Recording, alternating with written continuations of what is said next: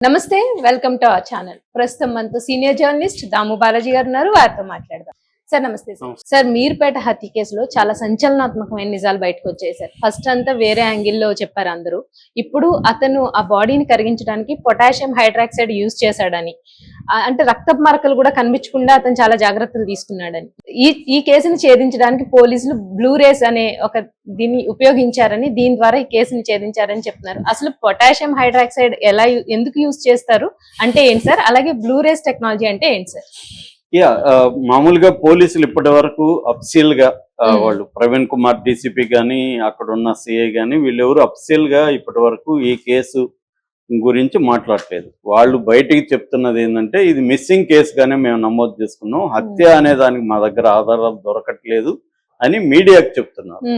కానీ police station లో పనిచేసే వాళ్ళు కావచ్చు, కొన్ని కానిస్టేబుల్ కావచ్చు, ఇలాంటి కొన్ని సోర్సుల ద్వారా మన ఛానల్కి వచ్చిన సమాచారం ఏంటంటే కొంత సమాచారం నిన్న ఈవినింగ్ మన ఛానల్కి వచ్చింది. దాన్ని బేస్ చేసుకుని నేను చెప్తున్నా అనమాట. సో మనకు అందిన సమాచారం ప్రకారం ఇతను హత్య ఎలా చేశాడు, ఎందుకు చేశాడు అంటే ఈ గురుమూర్తి మాధవి, వెంకట మాధవి గురుమూర్తి వీళ్ళిద్దరూ ప్రకాశం జిల్లాకు సంబంధించిన వాళ్ళు. వీళ్ళకి 13 ఏళ్లకు ముందు పెళ్లి అయింది. ఇద్దరు, ఒక బాబు పాపు ఉన్నారు. అయితే ఈ మొన్నటి వరకు ఏంటంటే ఆమె మీద అనుమానంతో చంపాడని, కానీ కాదు. నిన్న తెలిసిన మనకి ఏంటంటే గురుమూర్తికే అఫైర్ ఉంది. గురుమూర్తికే బంధువుల అమ్మాయితో ఒక అమ్మాయితో అఫైర్ ఉంది. ఆ అఫైర్ భార్యకి తెలిసింది, దానివల్ల గొడవలు అవుతున్నాయి.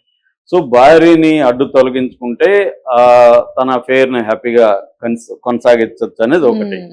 రెండవది, ఈ భార్య వల్ల అమ్మా నాన్న కూడా తనని అప్పుడప్పుడు అవమానకరంగా ట్రీట్ చేస్తున్నారని కోపం కూడా గురుమూర్తికి ఉంది. ఈ మధ్య కూడా ఒక బంధువుల ఫంక్షన్ లో వాళ్ళిద్దరూ పబ్లిక్ గానే గురుమూర్తిని అవమానకరంగా మాట్లాడారు అన్న ఇది కూడా గురుమూర్తిలో కోపాన్ని పెంచింది.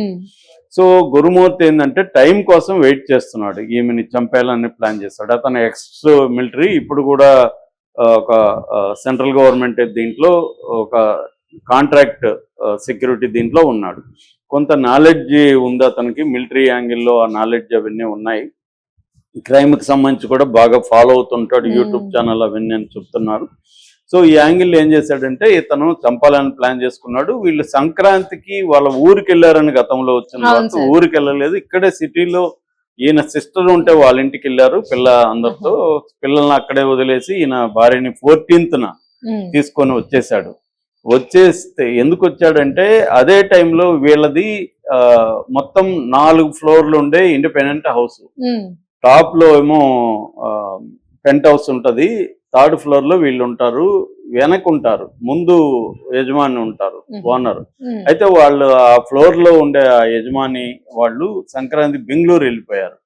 సో ఎవరు లేరు అక్కడ. ఆ ఫ్లోర్ అంతా ఖాళీ. కింద కూడా సంక్రాంతికి వెళ్ళారు కాబట్టి ఖాళీగా ఉంది. కాబట్టి బిల్డింగ్ లో ఈమెను ఏమి చేసినా ఎవరికి తెలియదు, అనుమానం రాదు అని అతను ప్లాన్ చేసుకున్నాడు. పిల్లల్ని అక్కడ పెట్టేశాడు, ఈమెను తీసుకొచ్చాడు. 15th గొడవ వేసుకున్నాడు. గొడవలో నుంచి భాగంగా ఆమెని రాత్రి 15th రాత్రి తల మీద కొట్టాడు, ఆమె చనిపోయింది.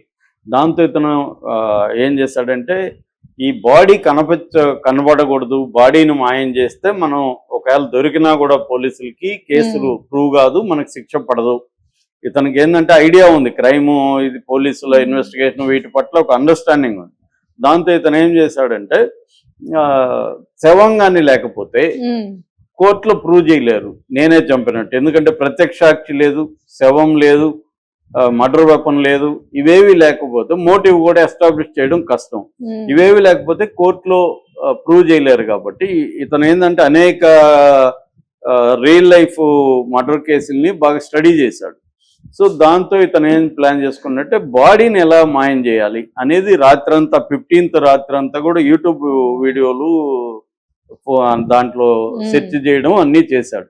చేసి ఒక ప్లాన్ డివైడ్ చేసుకున్నాడు. అదేంటంటే ఈమె బాడీని కరిగించేయాలి, ఎముకల్ని పొడి చేసేయాలి అనేది అతను ప్లాన్. పొడి చేయడానికి మళ్ళీ స్టడీ చేస్తే అతనికి పొటాషియం హైడ్రాక్సైడ్ అనే విషయం గురించి తెలిసింది.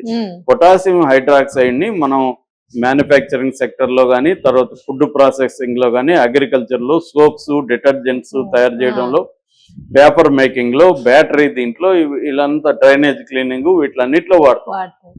ఇది ద్రవ రూపంలో ఉంటది, పౌడర్ రూపంలో ఉంటది, ఫ్లేక్స్ లో ఉంటది, పెల్లెట్స్ ఈ రకరకాల రూపాల్లో పొటాషియం హైడ్రాక్సైడ్ ఉంటది. దీన్ని తీసుకొచ్చాడు. దాని తర్వాత మొన్నటి వరకు చెప్తున్న కుక్కర్లో ఉడికించలేదు. కుక్కర్ చిన్నదే ఉంది వాళ్ళ ఇంట్లో. BBC కూడా అదే రాసింది, చిన్న కుక్కర్ ఉంది ఎలా ఉడికించాడు అని. మేబీ 2 రోజులుగా కొంచెం కొంచెం ఉడికించాడా అనేది కూడా అనుకున్నారు. కానీ ఆయన చేసింది అది కాదు. ఆయన బాత్రూంలోకి డెడ్ బాడీని తీసుకెళ్లి ఒక మొద్దు తీసుకొచ్చుకున్నాడు. ఆ మొద్దు కింద కొట్టడానికి ఒక మటన్ కత్తి కొన్నాడు.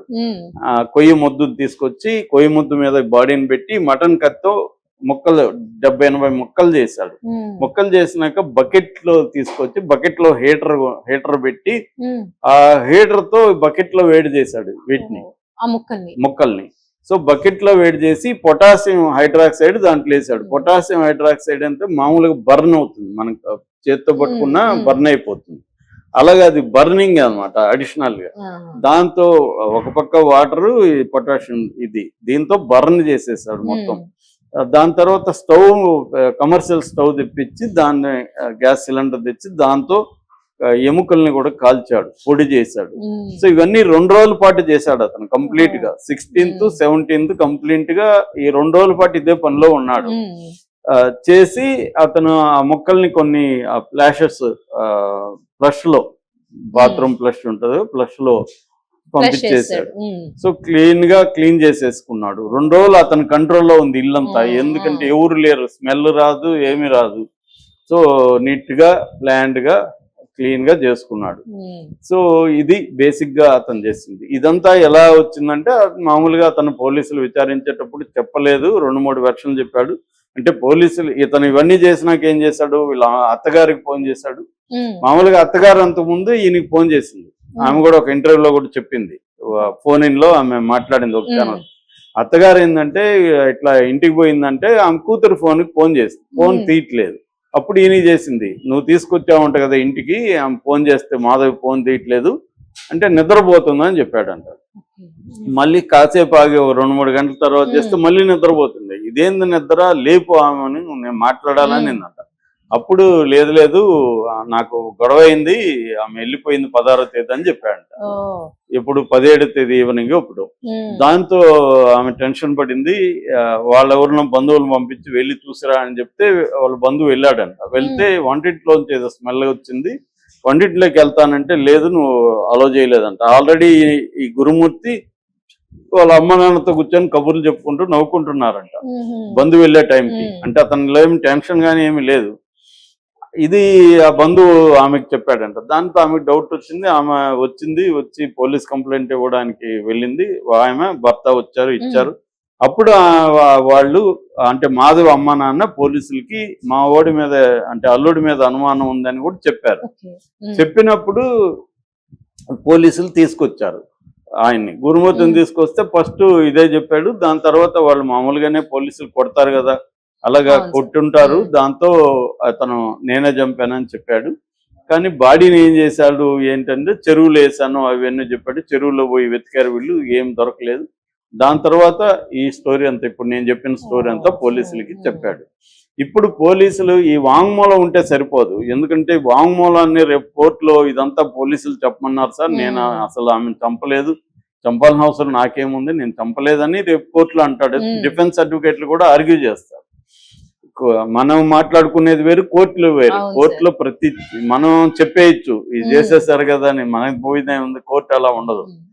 ప్రతిదానికి సాక్ష్యాలు కావాలా. అవతల అడ్వకేట్ మాట్లాడేది ఆయన చట్టాలను ఉల్లంఘిస్తాడు, తీర్పులను ఉల్లంఘిస్తాడు, ఉల్లంఘిస్తాడు. అంటే ఉల్లంఘించడం అంటే కోర్టు చేస్తాడు, ఉల్లంఘించడం రాంగ్ వాడు కోర్టు చేస్తాడు. అవన్నీ కోర్టులో పరిగణలోకి తీసుకుంటారు.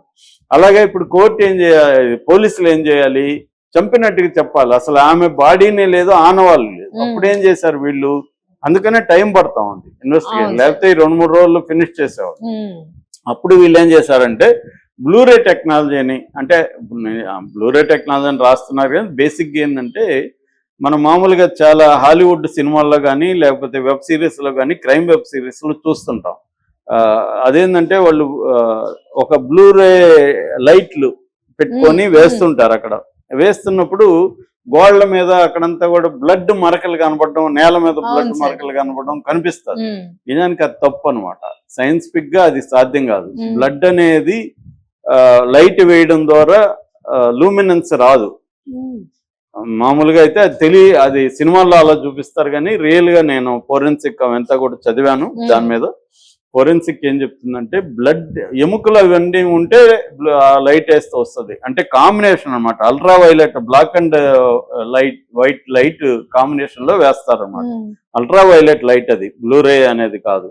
అది వైట్ లైట్ కూడా వేస్తారు. ఓకే ఈ సార్. అల్ట్రా వైలెట్ లైట్ వేయడం ద్వారా లూమినెన్స్ పడడం ద్వారా అప్పటి వరకు మన కంటికి కనబడింది మెరుస్తాయి. ఉమ్, అది లైట్ తో బ్లడ్ మెరవదు. సో బ్లడ్ మెరవాలంటే ఏం చేయాలంటే అల్ట్రా వైలెట్ కెమికల్స్ వాడాలి. కొన్ని పౌడర్లు కూడా వేస్తుంటారు ఉమ్, కొంతమంది. ఆ అల్ట్రా వైలెట్ కెమికల్స్ ఏమంటే లూమినాల్ అనే ఒక కెమికల్ ఉంది, బ్లూ స్టార్ అని ఒక కెమికల్ ఉంది, ఫ్లూరోస్ అనే ఒక కెమికల్ ఉంది. ఈ 3 రకాల కెమికల్స్ ని అల్ట్రా దాని ఏమంటారంటే ఫ్లూరోసెంట్ కెమికల్స్ అని అంటారనమాట. ఈ ఫ్లూరోసెంట్ కెమికల్స్ ని చల్లితే బ్లడ్ ఎక్కడెక్కడ సన్నగా కొంచెం క్లీన్ చేసినా కూడా కొద్దిగా ఉండిపోతుంది కదా, అవి లూమినెన్స్ లెక్క వస్తాయి. అంటే అవి లైట్ మెరుస్తాయి. ఉమ్, అప్పుడు దాన్ని మనం గ్రహించవచ్చు, అంటే తీసుకోవచ్చు. ఉమ్, అది ఫోరెన్సిక్ సైన్స్. ఇది యాక్చువల్ గా 1970s లోనే కెనడాలో ఫస్ట్ టైం వాడారు. ఉమ్, దాని తర్వాత అన్ని దేశాల్లో కూడా ఈ టెక్నాలజీ వాడుతున్నారు. ఎందుకంటే ఇప్పుడు అన్ని దేశాల్లో క్రిమినల్స్ తెలివి Crime, మీరిపోయారు అవును కాబట్టి బ్లడ్ అంతా క్లీనింగ్ ఉంటుంది. మనకు Hmm. కొన్ని సినిమాల్లో చూపిస్తారు, చనిపోయిన తర్వాత క్లీన్ చేసే ఎక్స్పర్ట్లు ఉంటారు, వాళ్ళని పిలిపించి క్లీన్ చేస్తారు. ఉమ్, అయినా కూడా వీళ్ళు ఇటువంటి టెక్నాలజీ ద్వారా, అంటే ఈ ఫ్లూరోసెంట్ కెమికల్స్ ని చల్లడం వల్ల బ్లడ్ మీద లూమినెన్స్ లెక్క వస్తుంది. ఈ లైట్ ద్వారా ఎముకల పొడి కానీ అట్లాంటివి ఏమైనా పడి ఉంటే అవి లూమినెన్స్ లకు వస్తాయి. Hmm. దాని కెమికల్స్ చల్లాల్సిన అవసరం లేదు. ముఖ్యంగా టీత్ కానీ ఉమ్, ఎముకలు కానీ అవశేషాలు ఎక్కడన్నా మైక్రో అవశేషాలు ఉంటే వాటికి ఈ అల్ట్రా వైలెట్ లైట్ పనిచేస్తుంది అన్నమాట. ఈ 2 టెక్నాలజీని ఇప్పుడు దీనికి వాడుతున్నారు. ఉమ్, అంటే మామూలు మంటలలో అవసరం లేదు, ఉమ్, కానీ దీనికి ఇప్పుడు మన పోలీసులు కూడా ఫోరెన్సిక్ వాళ్ళని పిలిపించి ఇవన్నీ వాడి కొంత కలెక్ట్ చేస్తున్నారు. అంటే దీన్ని స్ట్రాంగ్ గా కేసుని కట్ చేయాలంటే ఈ ఎవిడెన్స్ evidence చేయాలి. అన్నమాట. మనకి ఆల్రెడీ ఇప్పుడు భారతీయ సాక్ష్య సంహిత అని కొత్త చట్టం వచ్చింది, evidence act, Indian evidence act స్థానంలో. దాంట్లో ఎలక్ట్రానిక్ ఎవిడెన్స్ కూడా అప్లికబుల్, యాక్సెప్టబుల్ అన్నమాట. ఇంతకు ముందు ఉండేది కాదు.